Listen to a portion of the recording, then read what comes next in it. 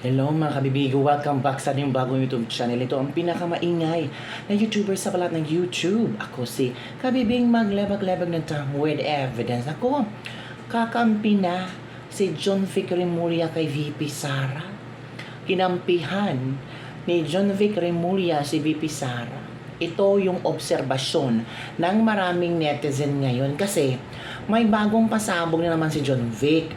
Ang sinabi ni John Vic, mga kabibig ba, yung haka-haka, yung istorya na si VP Sara daw ay, tawag dito, binisita si Madriaga. Naku, hindi nagsinungaling si John Vic ha. Ang sinabi niya, hindi totoo yun. Ang binisita ni VP Sara ay si Teves. Bumisita si VP Sara sa BGMP kay Teves. At nung pinag-usapan nila, it's ano lang, kumustahan. Hala ka. Diba? So, parang biglang nagbago ang ihip ng hangin ngayon na parang nakikita ko ang plano ni John Vic. Oo nga, kabibig. Kasi ang chika-chika, sa isang interview ni John Vic kasi, ako si John Vic, no? Parang, ewan ko kung anong ambition, pero ang ambition pala ni John Vic Ribing, gusto niyang tumakbo ng mataas na posisyon sa 2028. Either presidente or baka vice-presidente. So ngayon si John Vic, sabi na, namamangka sa dalawang ilog.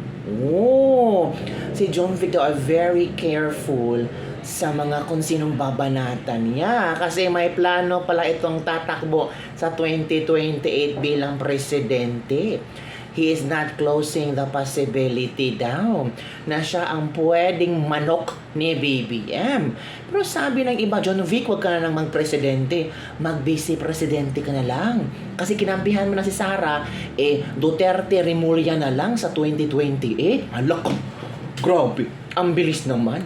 Ang bilis ng mga Unipink, ang mga Remulla, anong tawag na, supporters.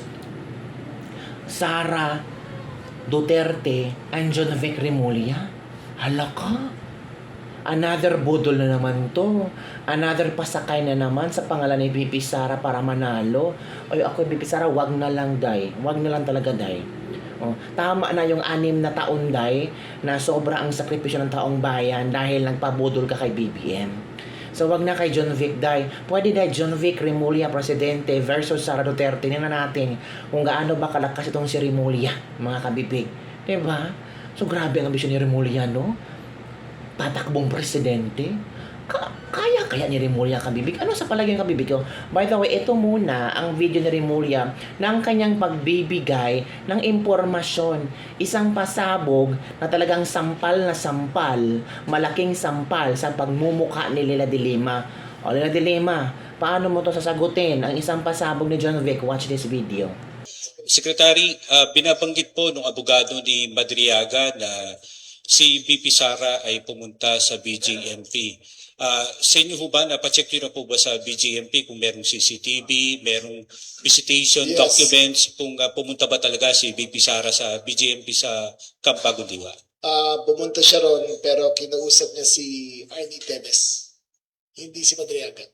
Si Arnie Teves? Si Arnie Teves ang usap. May CCTV po nung footage? I think so. May records yung warden, pinakita. The warden was there present during the meeting. Wala naman daw pinag-usapan masyado, kundi nagkumustahan lang. So, that was the extent of the report to me. That was October 19? Tama ho ba? I think so, yes. Yes. Thank you very much po. O, diba? Narinig si John Vic, no? Ay, para nag-iba ang hangin, no? Dapat sana, he will never talk about that. Pero, at least, honest si John Vic. At least, kaniya talagang tinukuran yung pagka-DILG secretary niya. Mahirap naman kabibig kasi may doon. Tawag doon, bantay sa mga preso. Natural, may record yan, may logbook yan. Diba? So, kung mag-deny pa si John Vic, halata talaga na kontra siya kay VP Sara. Baka takot ito si John Vic kung si VP Sara maging presidente, baka lalong pag-iinitan siya. O ito yung interview ni Karen Davila at John Vic kung saan pinag-uusapan nila ang posibilidad na tatakbo si John Vic Remulla sa pagka-presidente. Sabi nga dito, DILG Secretary John Vic Remulla said, a presidential run in the 2028 national elections remains a possibility. Alright. But stress that no final decision has been made. Kailangan mo talagang mangina nila John Vic kasi hindi ka pasok sa sa ratings. Hindi, baka later on, baka mapasok na ang pangalan John Vic Remulla. So, pakinggan natin kabibiga. Let's listen to this one. Because we're on overtime almost. Already? Okay. Is there a possibility that you will run for president Oh my God, where did that in come from? 2028? That was a curveball. Because you are a name that is being mentioned as a Tawa possible pa si Joe candidate Vic. of this administration. I mean, I'll be honest, there's Cavite, so that's a bailiwick. You're a cabinet secretary, you're quite visible. They have no candidate as of now. So is that a possibility on your end? This is the third time I've been asked in 1 week, and I always Third get the same time? answer.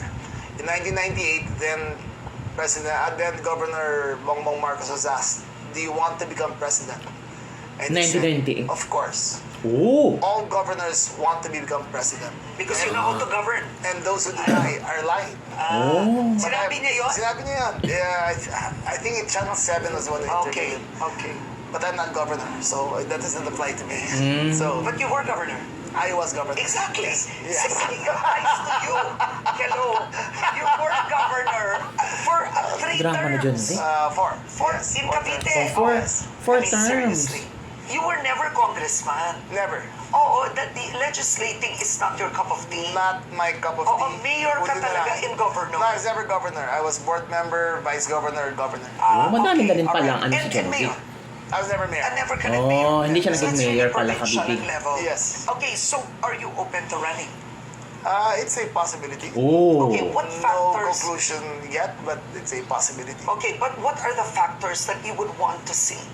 O, diba? No possibility, but he is thinking about running kasi walang malakas na sa administrasyon ni Bongbong Marcos. Wala talagang malakas mga kabibig. So ano yan? Paano yan? Ay, kaler naman. John Vic, itodo mo na yan. John Vic, itodo mo na yan. Ito ang ilang komento ng ating mga netizen. Even Cavite will not vote for him. Itagayo yan sa bato. Hindi boboto mga Caviteño sa'yo. Hala, presidential race is always based on popularity on national level. Question, are you nationally popular, John Vic? Oh, you can run John Vic 5 kilometers. Hala. Garcia, no worries. I got your back. I will appoint you if the price is right. Hala. Benny is a living evidence. Uy, grabe naman kay Garcia. Ito ba? Don't ever think, Mr. Remulla, you will win. Hindi mo kayang banggain si VP Sara. Uy.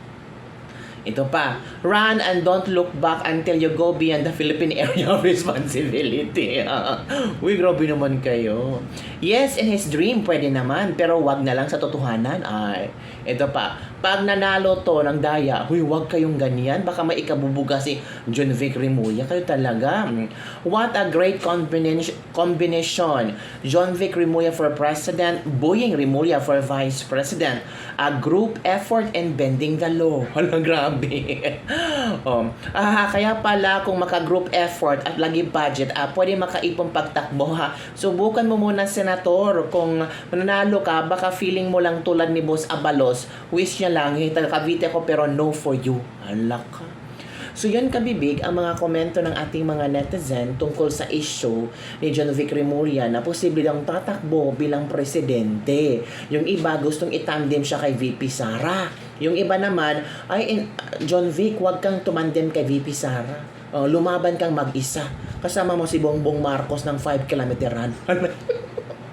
Right, nako kabibig. So yun lang ang ating ladies libak-libak for the day. Ano ang iyong komento hinggil dito? Wala namang imposible kung tatakbo si John Vic, 'di ba? Tumakbo lang siya, 'di ba? Tingnan mo si Abalos tumakbo, 'di ba? Tumakbo, nag-speech ng kung ano-ano mga kadramahan ginawa, natalo. Walang problema yan. Oo. Si John Vic tumakbo, tatakbo, mag-speech, tapos ewan ko kung manalo ba or matalo. Kaya kabibig, kung tatakbo si John Vic, bubutuhan nyo ba? Kung maging vice presidente si John Vic ni VP Sara, bubutuhan nyo ba? Naku, Bibi Sara, huwag ka nang magpaano, magpabutol.